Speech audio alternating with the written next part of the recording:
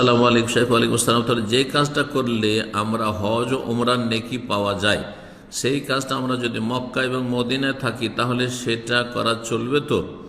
জি চলবে, কোনো অসুবিধা। ফজরের নামাজের পর একই জায়গায় বসে থাকা, জিকির আজকার করা, সূর্য ওঠার 10 মিনিট পর 2 রাকাত নামাজ পড়া, জি, এতে যে ওমরার সওয়াব রয়েছে। হ্যাঁ, এই ক্ষেত্রে জিজ্ঞাসা করছেন যে এই আমলগুলি মক্কা মদিনায় যেহেতু আছি, উমরা করার সুযোগ আছে, এখানে করতে পারবো কিনা। প্রশ্নকারী কলকাতাতে প্রশ্ন করেছেন, উনি উমরায় আসবেন, জিজ্ঞেস করছেন।